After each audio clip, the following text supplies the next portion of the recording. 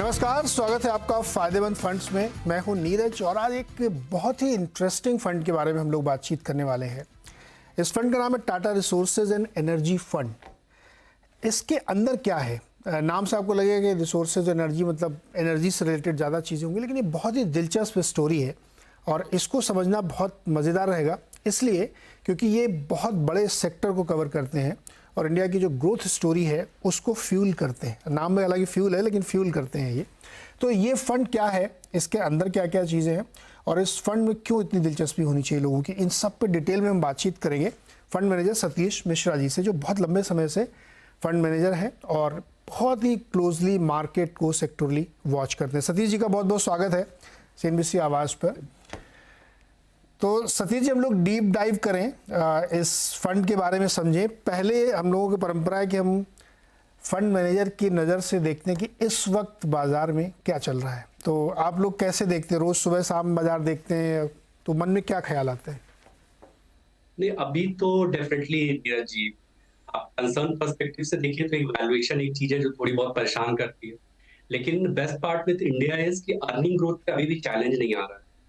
Even in worst of the case also आप देखेंगे कि निफ्टी के डबल डिजिट अर्निंग ग्रोथ पे कोई क्वेश्चन नहीं कर रहा है। और अगर आप थोड़े लोअर कैटेगरी पे आ जाएंगे, मिड कैप, स्मॉल कैप या फिर फॉर दैट मैटर एनर्जी, तो वहां पे growth will be very good. तो इसीलिए ये एक बड़ा इंटरेस्टिंग सिचुएशन है जिसमें आपको अर्निंग ग्रोथ आपके सपोर्टिव है, लिक्विडिटी आपके सपोर्टिव है, और एक थर्ड पैरामीटर है वैल्यूएशन, जहां पे ज्यादा कंफर्ट नहीं बचा है। लेकिन फिर भी मुझे लगता है कि यहाँ पे सेक्टर रोटेशन काफी इंपॉर्टेंट रोल प्ले कर रहा है। Even we are also doing that, तो we are not taking cash call. Normally हमारे फंड में आप देखेंगे बहुत ज्यादा कैश कॉल नहीं है, लेकिन सेक्टर रोटेशन हम कर रहे हैं। तो आइडिया है कि आप इन्वेस्ट रहो और पोर्टफोलियो में अर्निंग ग्रोथ पे काफी फोकस रखो, बिकॉज दैट इज समथिंग कि हर टफ टाइम पे अर्निंग ग्रोथ भी आपको बचाती है। And then try to reduce your valuation by sector rotation. चलिए बातचीत करते हैं Tata resources and energy fund के बारे में। बताइए क्या है ये फंड? इसके नाम से ऐसा लगता है कि कुछ एनर्जी रिलेटेड होता है, लेकिन उसमें एक रिसोर्सेज वर्ड भी पड़ा हुआ है। समझाइए क्या है ये फंड। नहीं, actually this is a pretty old fund. ये हमारे यहाँ 8.5-9 साल पहले लॉन्च हुआ था, और इस फंड को मैं पिछले 5-6 साल से मैनेज कर रहा हूँ। और यहाँ कैसा है कि यहाँ काफी डाइवर्सिफाइड अप्रोच मैंने रखा है इस फंड को मैनेज करने में। तो broadly as you said, it is not only energy. तो इसमें 3 ब्रॉडर कैटेगरी है जहां पे मैं इन्वेस्ट करता हूँ। First category is energy. Energy के अंदर आप देखोगे you have sectors like power and oil and gas. Second एक कैटेगरी है जहां पे मैं काफी पॉजिटिव हूँ, that is definitely infrastructure. Under infrastructure मैं सीमेंट में इन्वेस्ट करता हूँ। एंड थर्ड है जो सारी सिक्लिकल इंडस्ट्री है। तो इसमें मेरा अप्रोच कैसा है कि जैसे फॉर एग्जांपल एनर्जी की अगर मैं बात करूं, तो एनर्जी में आप देखोगे जिस तरह से गवर्नमेंट का पूरा फोकस है on increasing the energy production part, या फिर अगर आप सिंपल टर्म पे चले तो एनर्जी की डिमांड बेसिकली 2 तरीके से बढ़ती है। एक है कि या तो इंडस्ट्रियल एक्टिविटी हो या फिर पर्सनल कंजम्पशन पर। The best part with India is कि गवर्नमेंट के पर्सपेक्टिव से बहुत सारा industrial activity, manufacturing, make in India, तो इंडस्ट्रियल डिमांड तो डेफिनेटली एनर्जी की बढ़ने वाली है, चाहे वो किसी भी फॉर्म में हो, चाहे वो कोल के फॉर्म में हो, लिक्विड फ्यूल के फॉर्म में हो, या रिन्यूएबल्स पावर के फॉर्म में। बट डेफिनेटली इंडस्ट्रियल एक्टिविटी एक आपको सपोर्ट कर रही है। दूसरा, इवन एट पर्सनल लेवल जो हमारी पर कैपिटा इनकम बढ़ रही है, आप देखो अल्टीमेटली हम लोग अपने लाइफ में प्रीमियमाइजेशन की तरफ ही जा रहे हैं। ठीक है, आपका घर में क्या हो रहा है? अल्टीमेटली आप नए एसी जोड़ रहे हो, कंज्यूमर ड्यूरेबल जोड़ रहे हो। तो अल्टीमेटली कोई भी अपडेट करने में you are adding something in your life जो एनर्जी कंज्यूमिंग है। तो उस हिसाब से आप कह सकते हो ये एनर्जी इज अ थीम, बहुत ही स्ट्रक्चरल थीम है। और इंडिया जैसी कंट्री जिस तरह के लो पर कैपिटा एनर्जी कंजम्पशन पे बैठी हुई है, तो डेफिनेटली इसमें लॉन्ग टर्म स्टोरी है, there is no denial about it. Second, जैसे अगर मैं सीमेंट की बात करूं, सीमेंट पे भी आप नोटिस करोगे ये जितने भी मैंने पैरामीटर्स बताए, यहाँ पे भी गवर्नमेंट का पूरा फोकस है इंफ्रास्ट्रक्चर एक्टिविटीज पे। इवन अर्बन में आप देखोगे real estate is doing very good. गांव के लिए ग्राम प्रधानमंत्री आवास योजना जो है उसमें 3-4 करोड़ घर बन चुके हैं, 4-5 करोड़ और घर बनने हैं। तो अगर आप उसको भी देखो तो वो ये दोनों sectors, cement as well as energy, मुझे लगता है इसको इस तरह से देखना चाहिए कि बड़े ही स्ट्रक्चरल सेक्टर है इंडिया में। और आप जो भी जीडीपी ग्रोथ अज्यूम करते हैं, आप उसमें एक मल्टीप्लायर मोर देन 1 लगा दीजिए। तो अगर आपका 7% जीडीपी ग्रोथ है तो यू विल सी कि ये दोनों सेक्टर मोर देन 7% ग्रो करेंगे। कि आपको दोनों तरफ से सपोर्ट है, इंडस्ट्रियल की तरफ से भी सपोर्ट है एंड पर्सनल कंजम्पशन भी आपकी बढ़ रही है। तो आई थिंक इन दोनों को मैं रखता हूँ स्ट्रक्चरल थीम के अंदर। लगभग at any point of time आप देखोगे 65-70% फंड्स बिल्कुल ये स्ट्रक्चरल थीम को मैं फॉलो करता हूँ। आइडिया है कि आपको मैक्रो सपोर्ट कर रहा है and government policies, personal consumption सब कुछ बढ़ रहा है। बट यहाँ पे भी आप देखोगे वैल्यूएशन, जैसे मैंने एक पॉइंट वैल्यूएशन का हाईलाइट किया था शुरू में, तो यहाँ पे मैंने कई बार ऐसा देखा है कि आप देखोगे कि एनर्जी एंड सीमेंट में सम पॉकेट्स में आपको वैल्यूएशन कंफर्ट ज्यादा दिखेगा, कम दिखेगा, डिपेंडिंग आप किस टाइम फ्रेम पे बैठे हो। तो बिटवीन दीज टू फंड्स मैं काफी शिफ्ट करते रहता हूँ। बट ब्रॉडली आप देखोगे 65-70% of fund will be between these two, energy and cement, जिसको मैं स्ट्रक्चरल देखता हूँ। Now the interesting part is जो रिमेनिंग 30% है, उसमें मैं क्या करता हूँ कि जितनी भी सिक्लिकल इंडस्ट्री है उसमें मैं इन्वेस्ट करता हूँ। अब सिक्लिकल इंडस्ट्री जैसे आप मेटल्स ले लो, केमिकल्स ले लो, शुगर ले लो। अब इसमें भी इंटरेस्टिंग क्या है कि इंडिया में ग्रोथ चैलेंज किसी के लिए नहीं है, but these sectors are cyclical mostly क्योंकि इनके realisation is linked to international price, और इंटरनेशनली कुछ भी होता है तो आप देखोगे इनके रियलाइजेशन अप एंड डाउन जाएंगे और अकॉर्डिंगली हमारी प्रॉफिटेबिलिटी भी इम्पैक्ट होगी। बट वहां पे भी मैं क्या करता हूँ कि आप जैसे किसी भी अगर सिक्लिकल सेक्टर में आप इन्वेस्ट कर रहे हो, आप थोड़ा सा अपना टाइम होराइजन बढ़ाओ और अपने आप को मल्टीपल बिजनेस मॉडल में डाइवर्सिफाई करो। जैसे फॉर एग्जांपल मान लीजिए मैं मेटल्स बोल रहा हूँ, तो मेटल्स के अंदर भी आप देखो कि देयर आर मल्टीपल पॉकेट्स। जैसे फेरस का डायनामिक्स बिल्कुल डिफरेंट है, ये मोस्टली डिपेंड करेगा कि चाइना क्या करने वाला है। बट अगर आप नॉन फेरस देखोगे तो वहां पे अलग डायनामिक्स है, that is more related to industrial activity क्या हो रही है या इलेक्ट्रिक व्हीकल्स में क्या है। सिमिलरली मेटल के अंदर एक डाउनस्ट्रीम होती है जो पाइपिंग या रिफ्रैक्टरीज इस टाइप की। तो आइडिया है कि आप सिक्लिकल में भी अपने आप को डाइवर्सिफाई करो। सेम अगर आप केमिकल तो it sounds a single sector, लेकिन वहां पे भी आपके पास फर्टिलाइजर है, पेस्टिसाइड्स है, speciality chemicals, commodity chemical, sugar. तो आइडिया ये रहता है उस 30% में कि आप अपने आप को 6-7-8 डिफरेंट साइकिल्स में इन्वेस्ट करो and give time to them. आप देखोगे हर साल कोई ना कोई 1-2-3 सेक्टर आपको हेल्प करता रहेगा। तो that is the way I have built the portfolio, और पिछले 5-6 साल से सेम स्टाइल से मैं मैनेज कर।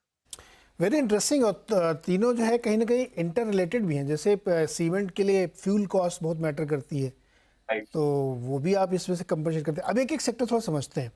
जो एनर्जी वाला सेक्टर आपने लिया है, जिसमें किसी भी फॉर्म में एनर्जी बन रही हो या किसी भी तरीके से एनर्जी बन रही हो, कोल से बने, सोलर से बने या डीजल से बने, अब मुझे इसमें समझना ये तो बहुत ही रेगुलेटेड सेक्टर है अभी भी। और इवन क्रूड भी मैं मानता हूँ कि आप नहीं रेगुलेट करोगे तो ओपेक रेगुलेट करेगा, कोई ना कोई तो रेगुलेट कर ही रहा है उसका ना। तो इसमें आप अपने रिटर्न के लिए बेंचमार्किंग कैसे कैलकुलेट करते हैं, जो कि तो बहुत रेगुलेटेड सेक्टर है। नहीं नीरज जी, बहुत इंटरेस्टिंग क्वेश्चन। और इनफैक्ट मैं बताऊंगा कि अगर इस फंड के लिए आप बोलो की चैलेंजेस क्या हैं, तो वन इज डेफिनेटली ये रेगुलेटरी जो चीज आपने हाईलाइट किया, और दूसरा की चैलेंज है कि कई जगह जो अंडरलाइन प्राइस है वो इंटरनेशनल लिंक्ड है, चाहे वो कोल का हो, चाहे मेटल्स का हो, या क्रूड का हो, गैस का हो। तो यहाँ पे मेरा क्या अप्रोच रहता है, जैसे कि अगर हम लोग एनर्जी को लेके चले, तो जैसे मैंने बोला, मान लीजिए आपको मेरे पोर्टफोलियो में पावर सेक्टर दिखेगा से 20-25% एक्सपोजर, या ऑयल एंड गैस ये नहीं दिखेगा लगभग।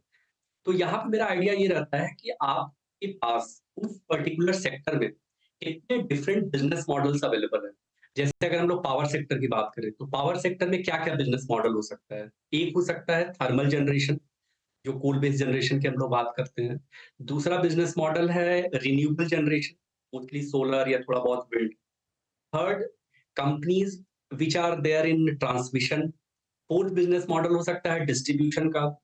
फिफ्थ, आई बिलीव एक काफी इवॉल्विंग बिजनेस मॉडल होने वाला है in some time, is smart metering. Idea है कि आप अगर किसी सेक्टर में भी अपने आप को इन्वेस्ट कर रहे हो, तो आप कोशिश करो कि डिफरेंट बिजनेस मॉडल में करो।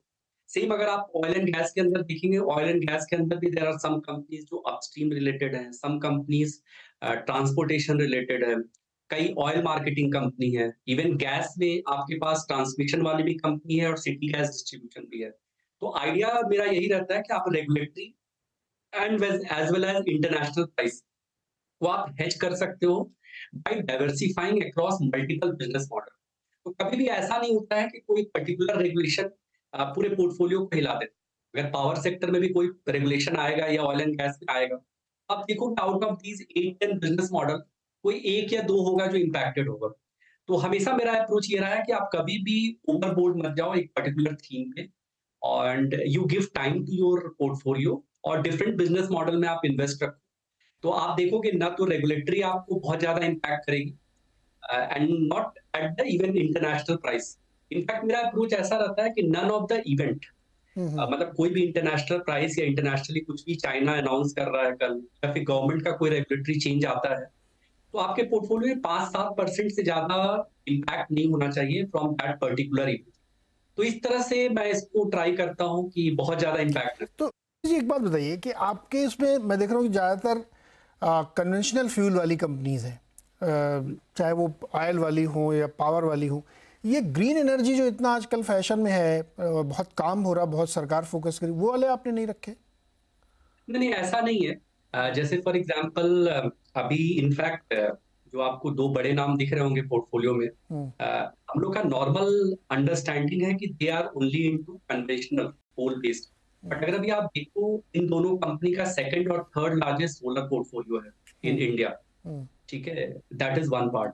सेकंड पार्ट इवन जैसे हम लोग हाइड्रोजन पे आज के समय बोले, हाइड्रोजन पे बहुत काम हो रहा है एंड माय आइडिया इज कि प्रॉब्ली अगले 2-3 साल में हम लोग जब फिर हम लोग इस तरह से डिस्कशन करेंगे ऑन दिस फंड, आप देखोगे पहला क्वेश्चन हाइड्रोजन से स्टार्ट होगा, तब ये things are evolving into it. वहां पे भी आप देखो तो अभी जो 2 बड़े प्लेयर हैं हु आर एक्टिव, जिसमें से एक प्लेयर मेरा टॉप होल्डिंग है, तो दो currently their mix is towards more of oil, but eventually जो ज़्यादा बड़ा काम कर रहे हैं वो यही प्लेयर्स कर रहे हैं। तो इसमें एक अप्रोच ये भी रहता है कि not only those players who are currently big, but जो इसमें बड़ा काम कर रहे हैं एंड हू कैन गो बिगर। तो इस तरह से पोर्टफोलियो में आप देखोगे तो काफ़ी अच्छा एक्सपोज़र मैंने रिन्यूएबल्स में भी रखा है। बट द चैलेंज इज़ जो आपके पास प्योर रिन्यूएबल्स वाले कंपनी हैं, उनके वैल्यूएशन पिछले 6-8 महीने में ऐसे चल चुके हैं, ठीक है? तो अभी बहुत कम्फर्ट उसमें मुझे नहीं दिखता है। इसीलिए rather going to a pure renewable type means जहाँ पे आपको वैल्यूएशन डिस्कम्फर्ट है, I prefer to go to another player जिसके पास से second largest, third largest portfolio है सोलर का and valuations are also comfortable. तो हम एक छोटा सा ब्रेक लेते हैं और जब ब्रेक से वापस आएंगे तो ये समझने की कोशिश करेंगे कि सिक्लिकल जो थीम है उसमें साइकिल्स कैसे पकड़ते हैं और उसमें प्राइस डायनामिक्स को कैसे समझना चाहिए।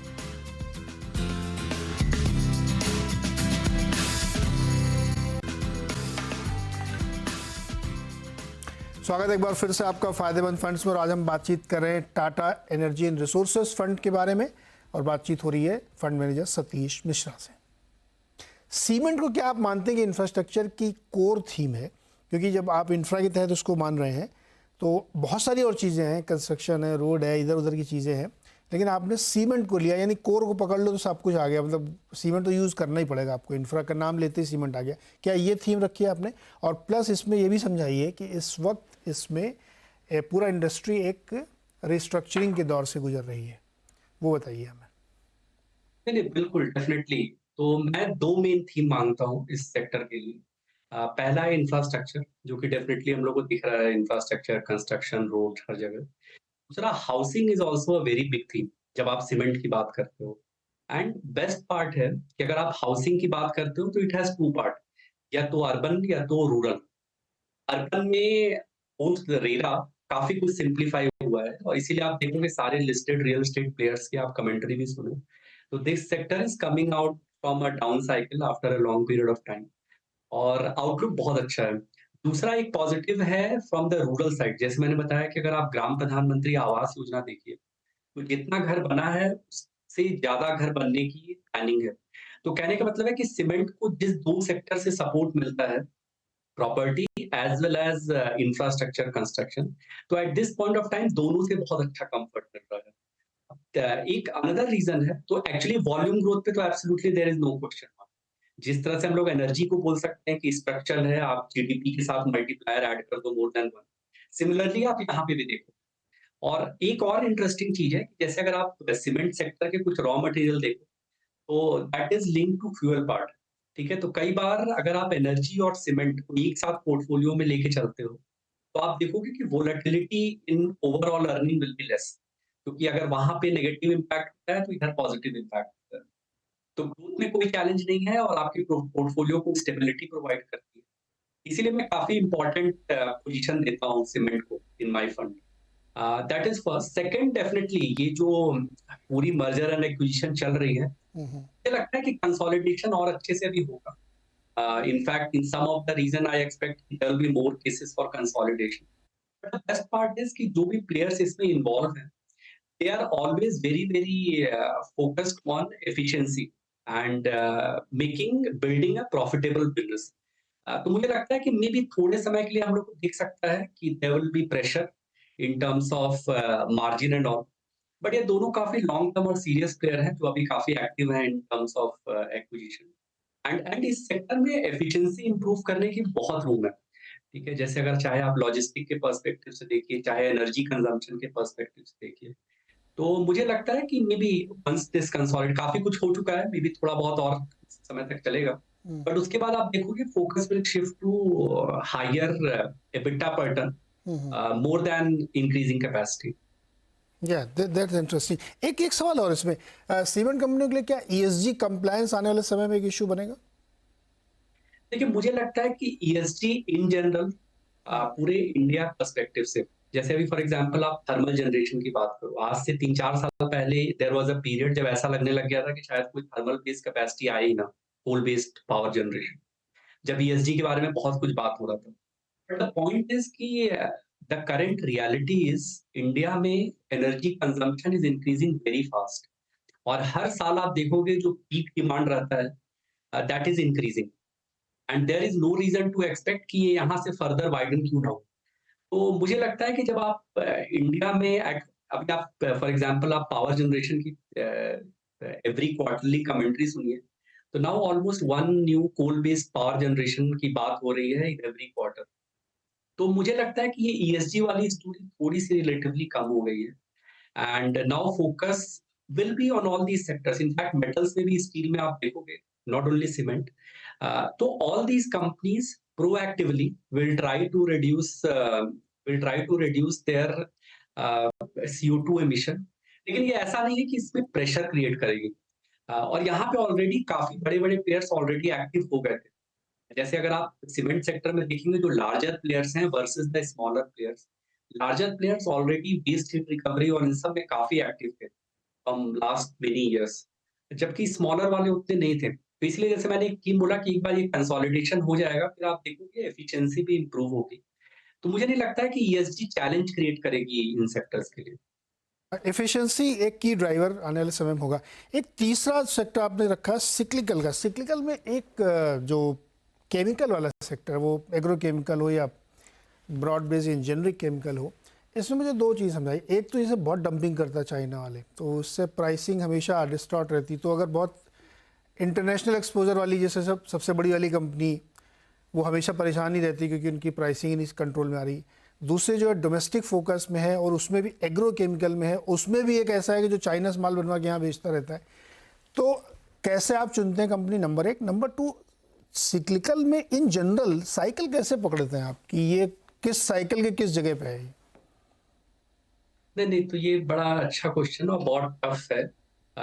तो मैं इस तरह से आपको बताता हूँ, जैसे फॉर एग्जांपल अगर आप केमिकल्स की बात कीजिए, तो पॉइंट है कि जिस तरह का केमिकल में बूम आया ड्यूरिंग 2018-19, एंड मोस्टली उस समय जो ये पूरी तेजी आई थी, दैट वाज बिकॉज चाइना में कुछ कैपेसिटी क्लोजर्स हुए थे। ठीक है, जिसको हमारे इंडियन कॉन्टेक्स्ट में एक वीकली स्ट्रक्चरल बुल रन माना गया, but that was not the case. Now it is very clear, पिछले 1.5-2 साल से जो हम लोग देख रहे हैं कि चाइना की कैपेसिटी वापस आ गई है, and now there new capacities are more efficient, higher capacities, और इसीलिए ये सारे केमिकल प्राइसेस में करेक्शन हो रहा है।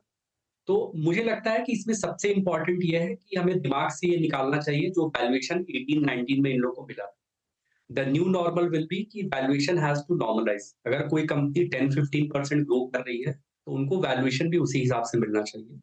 एंड माय बिलीव इज कि ये चाइना इज बैक, और चाइना का वॉल्यूम अब रहेगा।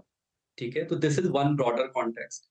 सेकंड, इवन आप केमिकल्स में भी देखिए, तो केमिकल्स में जैसे for example fertiliser as a sector, fertiliser में आप देखोगे it has very limited exposure to limited impact from China, but it has more impact from subsidy policies and all. तो इसका एक वेरिएबल काफी डिफरेंट है। सेम अगर आप स्पेशलिटी केमिकल्स के अंदर जाएंगे, तो स्पेशलिटी केमिकल्स में देखेंगे it is all not China. ठीक है, चाइना के साथ एट द सेम टाइम आप किस तरह का प्रोडक्ट बना रहे हो, किस तरह की केमिस्ट्री है। तो इवन केमिकल को भी आप दो पार्ट में डिवाइड कर सकते हैं, द एग्री इनपुट या पेस्टिसाइड और कमोडिटी केमिकल्स।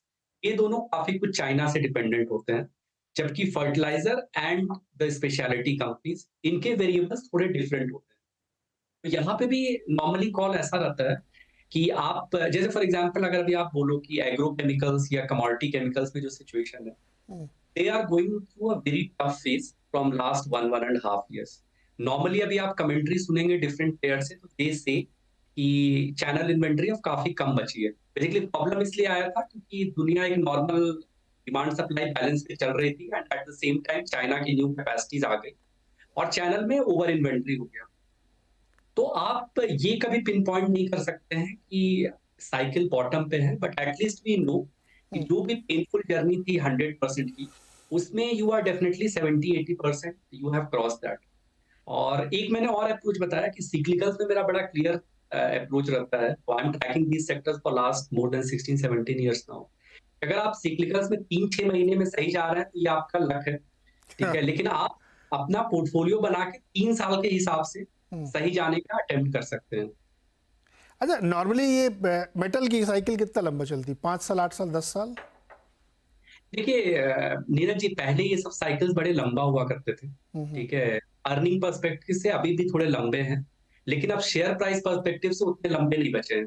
जिस तरह की लिक्विडिटी सिस्टम में आ रही है, तो कई बार आप देखोगे कई मेटल्स की कंपनी की अर्निंग शायद इंप्रूव ना हो अगले 1-1.5 साल तक, लेकिन बीच में साल भर के अंदर 2 बार लिक्विडिटी ड्रिवन रैली आ जाती है। तो पॉइंट है कि जो हमारा कन्वेंशनल थॉट था, किसी सेक्टर पे आप नेगेटिव जा रहे हो and you remain negative for a pretty long time, वो अब चेंज करने का जरूरत है।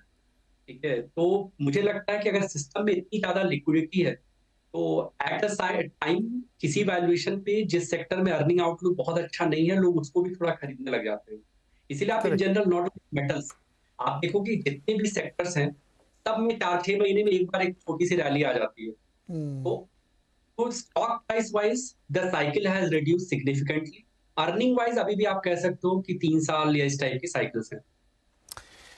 सतीश जी, बहुत इंटरेस्टिंग चर्चा रही और बहुत मज़ा आया। मुझे हम लोगों को लगता है कई बार ना कि जो हम लोग पढ़ के आए थे वैल्यूएशन के मैट्रिक्स, ये लिक्विडिटी ना गिना सब गड़बड़ा दिया, अब नए तरीके से पढ़ना पड़ता है कि कुछ भी हो जाए और अचानक से चीज़ें बदल जाती हैं। बहुत बहुत मज़ा आया सब बात करके आपसे, और तीनों ही थीम आपने समझाई हमें बहुत अच्छे से, दर्शकों को जो लोग इन्वेस्टेड हैं या जो इस तरह के फंड में पैसे लगाना चाहते हैं। बहुत बहुत शुक्रिया सतीश जी जुड़ने के लिए और बातचीत करने के लिए। थैंक यू नीरज जी, धन्यवाद। तो अगले हफ्ते एक और नए फंड और नए फंड मैनेजर से आपकी मुलाकात होगी फायदेमंद फंड्स में। इस हफ्ते के लिए इतना ही, नमस्कार।